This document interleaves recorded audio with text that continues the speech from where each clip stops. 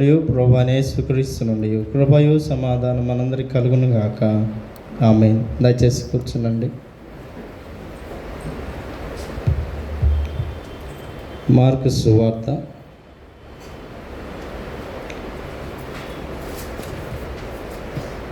13వ అధ్యాయము 5వ వచనాన్ని నేను చదువుకున్నాను. యేసు వారితో ఇట్లు చెప్పసాగాను, ఎవడును మిమ్మును మోసపుచ్చకుండా చూచుకొనుడి. ప్రార్థించుదాం. దయగలిగిన మా తండ్రి, నీ దివ్యమైన శ్రేష్టమైన నామాన్ని మేము స్తుతించి కొనియాడి ఉన్నాము. యేసుక్రీస్తు ప్రభువారి శిలువ శ్రమలను ప్రభువా జ్ఞాపకం చేసుకుంటూ పశ్చాత్తాప కీర్తన పాడి ఉన్నాము.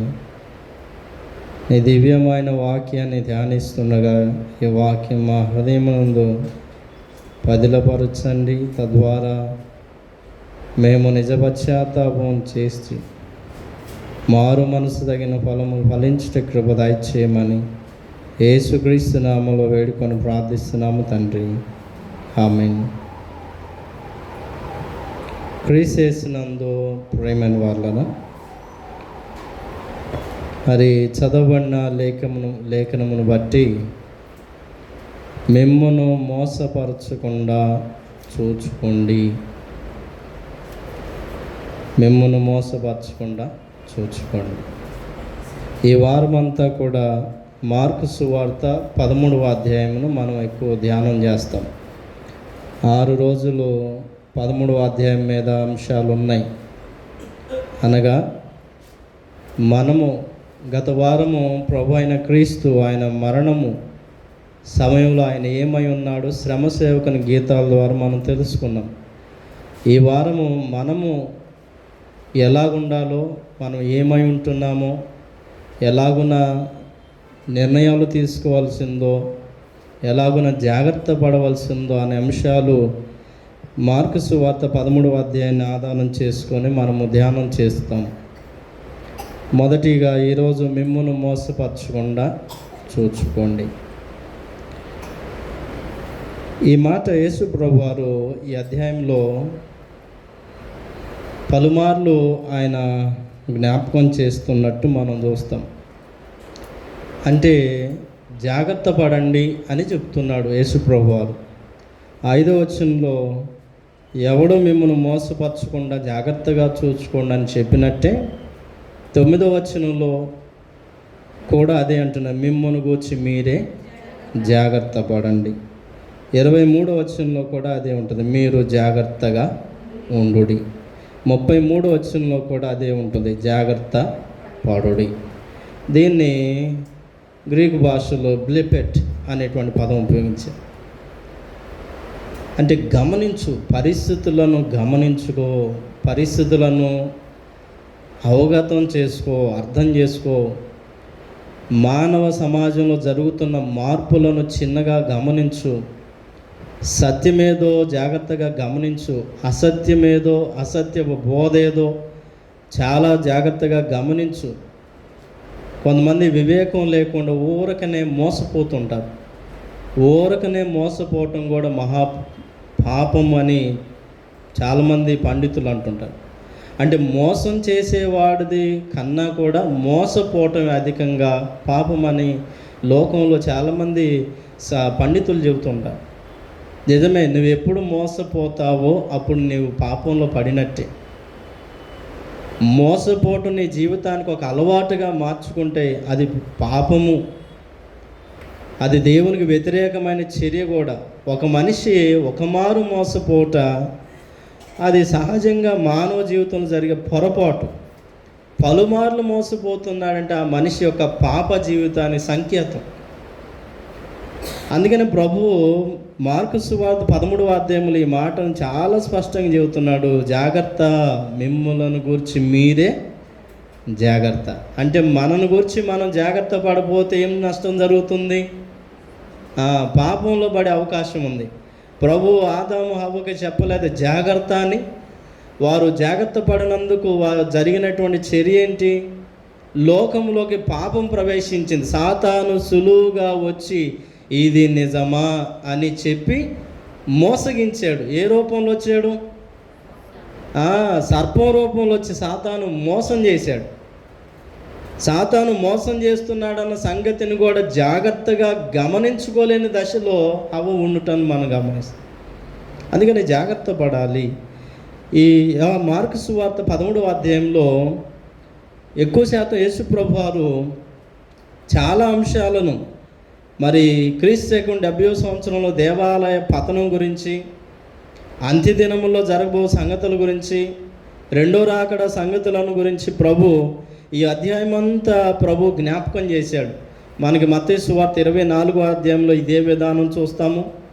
లూకా సువార్త 21వ అధ్యాయంలో కూడా ఇవే మాటలు అధ్యాయాల్లో మనం చూస్తాము. యేసు ప్రభువారు పస్కా పండుగప్పుడు ఆయన యెరూషలేముకు వచ్చుచూ వెళ్ళుచూ ఉండగా ఆయన శిష్యులు ఆయనను ఒక ప్రశ్న అడిగారు.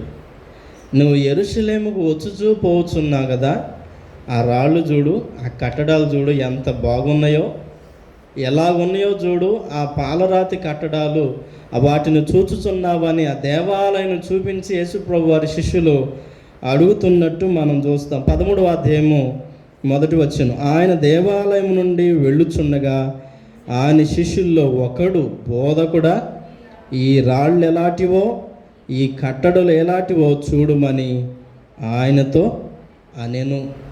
అప్పుడు ప్రభు అన్నాడు, ఈ గొప్ప కట్టడములు చూచుచున్నావే, రాతి మీద రాయి ఒకటి అయినని ఇక్కడ నిలిచి ఉండకుండా పడద్రోయబడునని.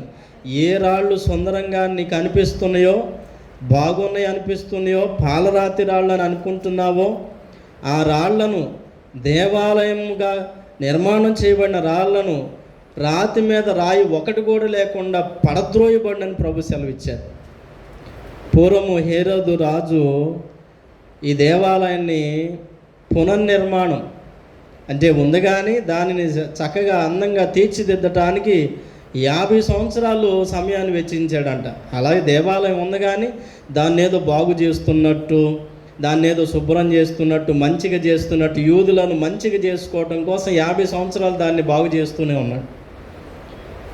అయితే ఆ కాలమందు దేవాలయపు రాళ్ళంట చరిత్రకాడు జోసిఫస్ ఆయన తన గ్రంథంలో, చరిత్ర గ్రంథంలో 13వ అధ్యాయం 18వ అధ్యాయం రాస్తాడు.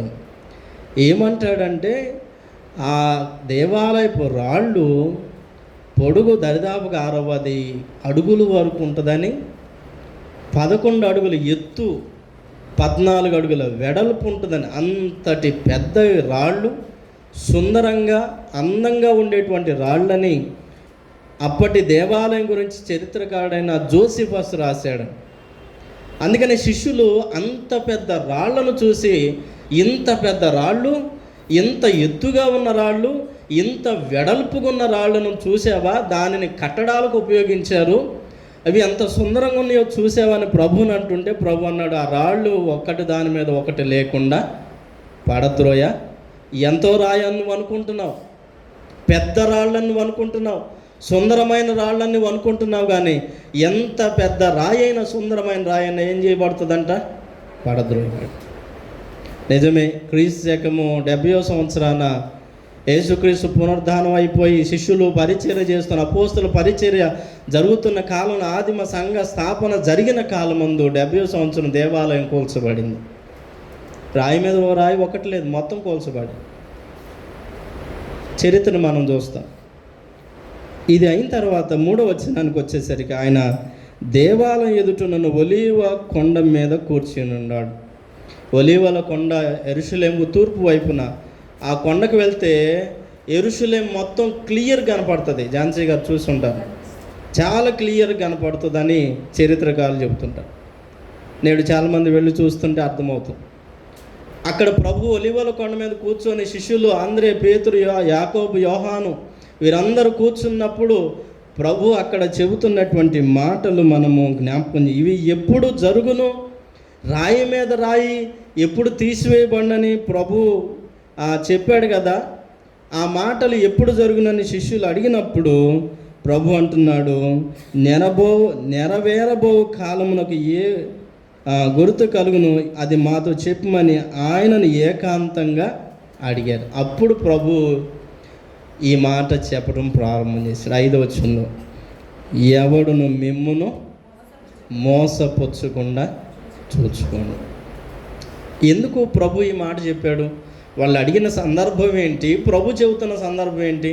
వాళ్ళు అడుగుతున్నది రాళ్ళ గురించి అడుగుతున్నారు. ప్రభు చెబుతున్నదేమో ఎవరు మోసం చేయకుండా చూసుకున్నారు. ఎందుకని? వాళ్ళేమో దేవాలయం రాళ్ళ గురించి మాట్లాడుతున్నారు, ప్రభు ఏమో మోసం చేయకుండా చూసుకోండి అంటున్నాడు. ఎందుకని? యేసుక్రీస్తు నామం పేరట అనేకులు అప్పటికే బయలుదేరు కాలం వచ్చి ఉన్నదని ప్రభు జ్ఞాపకం చేస్తూ, ఎందుకు ఈ ప్రభు ఈ మాట చెప్పాల్సి వచ్చిందంటే, అప్పటికే సద్దుకైలు చాలా మోసం చేయబడుతున్నారంట. సద్దుకైలు ఏంటి? ధర్మశాస్త్రాన్ని నవిలి పుకిటి పెట్టినటువంటి వారు, ధర్మశాస్త్రం అంటే వారు బాగా అవగాహన చేసుకున్నటువంటి వారు. అలాంటి వారు సహితం కూడా మోసం చేయబడుతున్నారంట. ఎంత ధర్మశాస్త్రం తెలిస్తే ఏంటి? వారు 5 గ్రంథాలు చదువుతారు, పంచకాండాలు, ఆది కాండం నుంచి ద్వితీయోపదేశకాండం వరకు. వారు అవి తప్ప మరేం చదవరు. ఆ ధర్మశాస్త్రాన్ని చక్కగా చదివి నవిలి పుక్కిడి పెట్టి అంతగా ఆరితేరిన వారు సహితం కూడా మోసపరచబడుతున్నారని. మీరు 12వ అధ్యాయానికి వెళ్తే వారు ఏ విధానాల్లో మోసపరచబడుతున్నారో అక్కడ జ్ఞాపకం చేయబడుతుంది. 12వ అధ్యాయం 18వ వచనం, పునరుద్ధానము లేదని చెప్పేది సద్దుకైలు ఆయన యొద్దకు వచ్చి. చూడండి, వారు దేనిలో మోసపరచబడుతున్నారంటే పునరుద్ధానం లేదు అనేటువంటి ఒక అంశంలో మోసపరచబడుతున్నారు. ప్రభు దాని గురించి మాట్లాడాడు. 24వ వచనం, అందుకు యేసు, మీరు లేఖనములు కానీ దేవుని శక్తిని కానీ ఎరుగకపోవటం వలన పొరబడుచున్నారు. మీరు బాగా మోసపరచబడుతున్నారు. దేవుని శక్తిని కానీ లేఖనాలు కానీ సరిగా అర్థం చేసుకోకపోవటం వల్ల మీరు చాలా మోసపరచబడుతున్నారు, పొరపాట్లోకి జారుతున్నారు. ఇంకా కిందకు వచ్చేసరికి 27వ వచనంలో ప్రభు ఇంకో మాట అంటున్నాడు, ఆయన సజీవుల దేవుడు కానీ మృతుల దేవుడు కాడు, కావున మీరు బహుగా ఇప్పుడు వారి గురించి ప్రభు ఏం చెబుతున్నాడు? పొరబడుతున్నారు, మీరు మోసపరచబడుతున్నారు, మీరు చాలా ఎక్కడో రాంగ్ ట్రాక్ పట్టారు, మీరు ఏదో తెలియనటువంటి అపోహల్లోకి మీరు వెళ్ళిపోతున్నారు అని ప్రభు ఈ సద్దుకైలతోటి మాట్లాడుతున్నారు. ఇంకొక విషయాన్ని నేను మీకు చూపిస్తాను. 25వ వచనంలో దేవతల అంశాన్ని కూడా ప్రభు వారికి జ్ఞాపకం చేస్తున్నాడు. చూడండి, వారు మృతుల్లో నుండి లేచినప్పుడు పెండ్లి చేసుకొనరు, పెండ్లికి ఇయ్యబడరు కానీ పరలోకమందున దూతల వలె. ఎందుకని ప్రభు ఇన్ని చెప్తున్నాడు? ఒకటి పునరుద్ధానం గురించి మాట్లాడుతున్నాడు, రెండోది దూతల గురించి మాట్లాడుతున్నాడు, మూడోది వారు పొరబడుతున్నారని మాట్లాడుతున్నారు. ఏంటి ఈ సద్దుకైలతోనే ప్రభు ఈ రీతికి ఎందుకు చెబుతున్నాడు అని అంటే, ఈ సద్దుకైలు పునరుద్ధానం లేదు అని నమ్ముతారు. ఏం లేదని వాళ్ళు అక్కడ మోసం చేయబడుతున్నారు.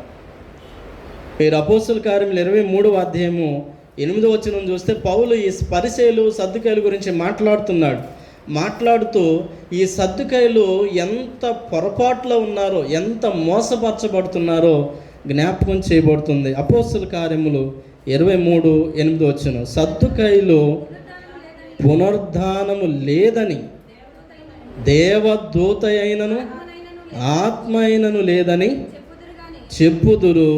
చాలు, వాళ్ళు ఏం లేదని చెప్పుకున్నారు? పునరుద్ధానము లేదు, ఆ దేవదూతలు లేరు, ఆత్మలు అంతకంటే లేవు. అందుకని ప్రభు వారితో మాట్లాడేటప్పుడు పునరుద్ధానం ప్రస్తావించాడు, దూతలను ప్రస్తావించాడు, దేవుని శక్తిని అనగా ఆత్మ యొక్క దేవుడైనటువంటి ఆయన శక్తిని గురించి ప్రస్తావిస్తూ ఆ సద్దుకైలతో మాట్లాడాడు. నిజమే, ఎన్ని చదువుకున్నా కూడా మనం కూడా వాక్యం అనే అంశంలో చాలాసార్లు మోసపరచబడుతున్నాం. ఒకటే వాక్యము నాకు ఒక రీతికి కనపడుతుంది, నీకు ఒక రీతిగా, ఇంకోళ్ళకి ఇంకో రీతి కనపడుతుంది. ఎట్లా ఉంటుందంటే, పూర్వం ఒక కథ ఉండేదంట. ఇద్దరు ఆఫీస్కి వెళ్తున్నారు. వాడేమో రోజు మాంసం పట్టుకొని వస్తాడు, ఒకడేమో రోజు ఉప్మానో ఏదో వంకాయ కర్రీ ఏదో కర్రీ పట్టుకొస్తాడు. మీకు తెలిసిన కథ ఇది. మాంసం పట్టుకొచ్చేవాడిని చూసి వంకాయ కర్రీ ఉప్మాలు పట్టుకొచ్చేవాడు అంటున్నాడు, అరే నిన్ను వాళ్ళు నీ పొరుగు వాని ప్రేమించాలి. ఈ మాంసం పట్టుకొచ్చేవాడు ఏమంటున్నాడు, నీ పొరుగు వాని దేని అంటే ఎట్లా మోసం చేయబడుతున్నాం చూడండి. దేని విషయంలో మోసం చేయబడుతున్నాం? వాక్యం అనే అంశంలోనే ఒక్కొక్కరికి ఒక్కొక్క కోణంగా, ఒక్కొక్కరు ఒక్కో రీతిలో దాన్ని తీసుకుంటూ అనేక విధాలుగా మనం మోసపరచబడుతున్నాం. యవనస్తులకి లవ్ బ్రేకప్కి ఇది వాక్యం బాగా ఉపయోగపడుతుంది. ఏదో ఒక వాక్యం తీసుకొని ప్రేమ అనే అంశాన్ని తీసుకొని వాళ్ళు దాన్ని వాడుకోవటం కూడా లోకంలో మనం చూస్తాం. ఎవరో ఏదో అన్నటువంటి అంశాలను తీసుకొని మనకు అనుకూలంగా వాడుకుంటూ ఉంటాం. అందుకని దేవుని వాక్యం విషయంలోనే సద్దుకాయలు మోసపరచబడుతూ పునరుద్ధానం లేదని చెప్పుకుంటూ, అలాగే దూతలు లేరని, దేవదూతలు లేరని, ఆత్మలు లేరని, దేవుని శక్తిని ఆశ్రయించకుండా వారు మోసపరచబడుతున్నారు. అందుకని దేవుని వాక్యం మన చేతిలో ఉంది కానీ ఉండి మోసం చేయబడుతున్నాం.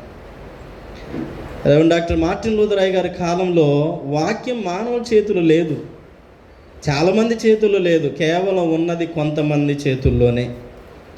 తెలియక మోసం చేయబడ్డారు, వాక్యం లేక తెలియక మోసం చేయబడ్డారు. అవునా?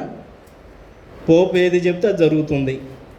పాప పరిహార పత్రాలు కొనాలి, చనిపోయిన వారి కోసం కొనవచ్చు, పుట్టబో వారి కోసం కొనవచ్చు, ఏదైనా చేయొచ్చు. ఎందుకంటే పూర్వకాలమందు మరి అధికారులు, యాజకులు లేకపోతే పోపుల చేతుల్లో దేవుని వాక్యం ఉంది కానీ మనుషుల చేతుల్లో లేదు.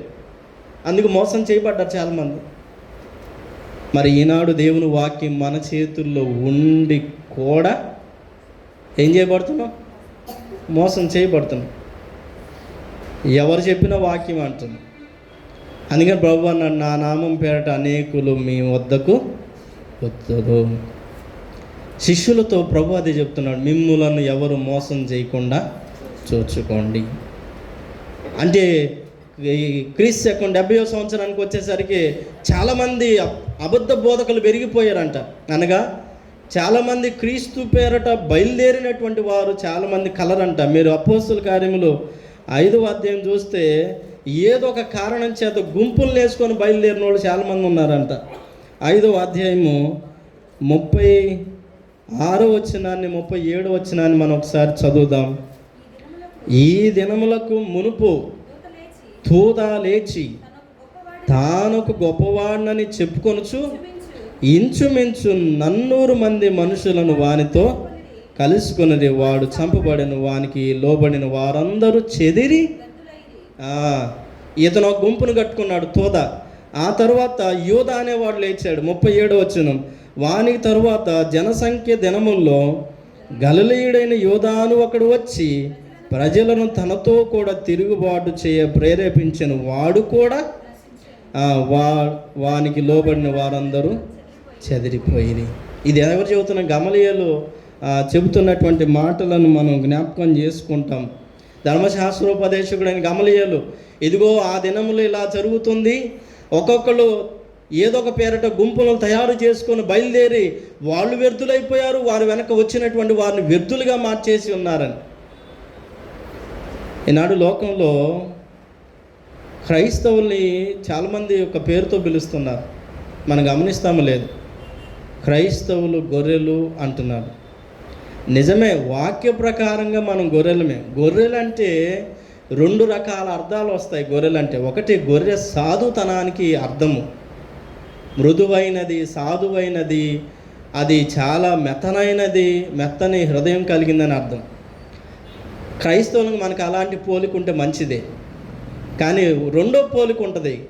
గొర్రెను ఎందుకు వాడతాడంటే వెరితనాన్ని కూడా వాడతారు చాలామంది. మరి నేడు లోకంలో క్రైస్తవులు ఆ వెరితనం అనేటువంటి గొర్రె స్థితిలోకి మారుతుంటే మోసం చేసేటువంటి వారు రానే వచ్చారు. మోసం చేసేవారు ఎవరిని మోసం చేస్తారు? దయచేసి చెప్పాలి. మోసపోయాడిని. గొర్రెకి ఆ లక్షణం ఉంటుంది. తోడేళ్ళు తానే గొర్రె చర్మాన్ని కప్పుకొని గొర్రెల మధ్యకు వచ్చి ఇదిగో గొర్రెలాగా ప్రవర్తిస్తుందని ప్రభు చెప్పలేదా? ప్రభు చెప్పాడు కదా. కానీ చర్మం మాత్రము గొర్రెది, కానీ లోపటంతా కూడా గొర్రె అనుకుంటుందంట నాలాగే ఉంది, ఇది కూడా గొర్రె, నాకులాగే ఉంది. తీరా చూస్తే దాని అరుపు, దాని స్వభావం, దాని మనస్తత్వం, ఆ గొర్రెనే, ఆ మందనే రోజు కూడా తినేటువంటి మనస్తత్వం.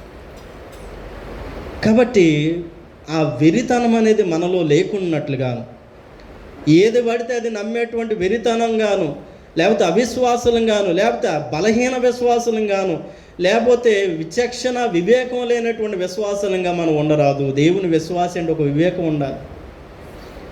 వివేకం లేని భక్తి ఉండకూడదు. కనీసం కొంచెమైన జ్ఞానం ఉండాలి. చాలామంది క్రైస్తవుల చేతుల్లో బైబిల్ ఉంటాయి కానీ ఎవరు చదవరు. ఒకవేళ అన్యుడు మనల్ని బైబిల్ గురించి అడిగితే మన దగ్గర సమాధానం లేదు, ఏం చెప్పలేం మనం. అలాంటి స్థితిలోకి నేడు క్రైస్తవులంగా మనము వెళ్ళిపోతున్నాము. ఆనాడు శిష్యులకు ప్రభు జాగ్రత్త చెప్పాడు, జాగ్రత్త, మీరు మోసపరచబడుకున్నట్లు జాగ్రత్త.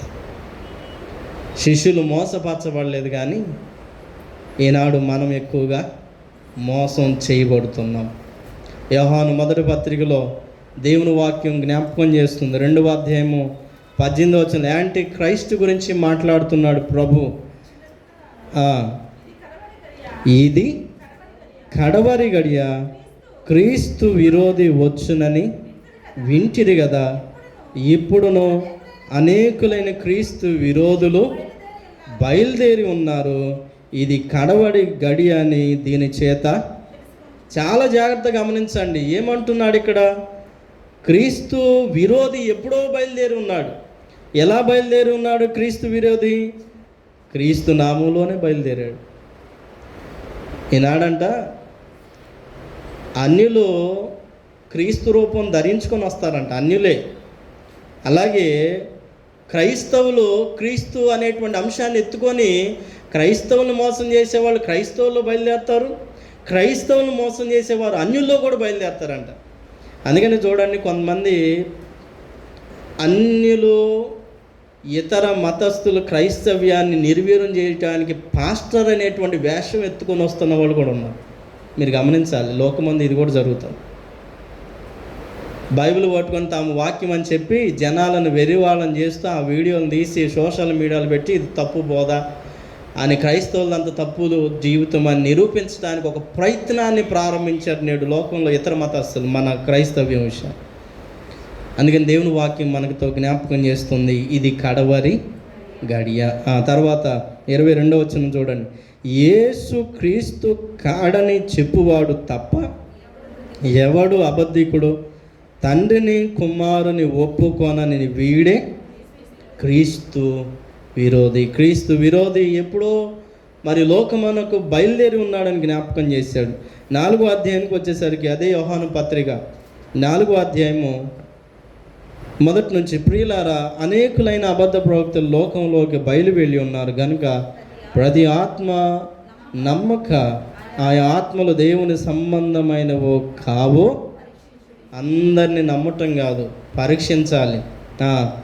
యేసుక్రీస్తు శరీరధార్య వచ్చనని ఏ ఆత్మ ఒప్పుకొనో అది దేవుని సంబంధమైనది, ఏ ఆత్మ ఒప్పుకొనదో అది దేవుని సంబంధమైనది కాదు. దీనిని బట్టి దేవుని ఆత్మని మీరు ఎరుగుదురు, క్రీస్తు విరోధి ఆత్మ వచ్చునని మీరు వినిన సంగతి ఇదే.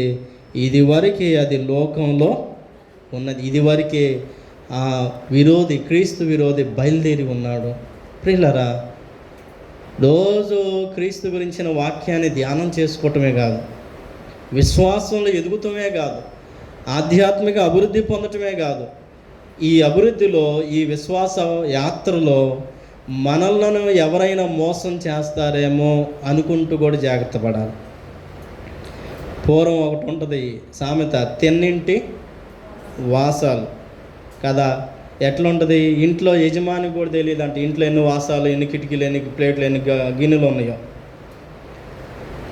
కానీ వానికి తెలుస్తుంది అంట, మొత్తం లెక్క పెట్టుకుంటాడంట. బాగా నమ్మి ఉండి చివరికి కాస్త మోసం చేసి వెళ్ళిపోతాడు. ఇలాగున మోసపోయేటువంటి తత్వము దేవుని వాక్యం మనల్ని అంగీకరించదు. ఏ విషయంలోనైనా, వాక్య విశ్వాస జీవితంలోనైనా, భౌతిక జీవితంలోనైనా, లేకపోతే గృహస్థ జీవితంలో, అన్ని విషయాల్లో మనలను మోసపుచ్చేటువంటి అంశాల్లో ఏమాత్రం పడరాదని దేవుని వాక్యం జ్ఞాపకం చేస్తుంది. నేను చాలా ప్రాముఖ్య ఆ మాట జ్ఞాపకం చేస్తాను, మిమ్మును గూర్చి మీరే జాగ్రత్త పడు. నేను మోసపోయాను అంటే మోసం చేసిన వానిది తప్పు కన్నా ఎవరిది తప్పు ఎక్కువ? మోసపోయింది వాడు. ప్రభు చెప్పలేదా దేవుని రాకడలో ఈ సూచనలు ఉంటాయని చెప్పాడు కదా?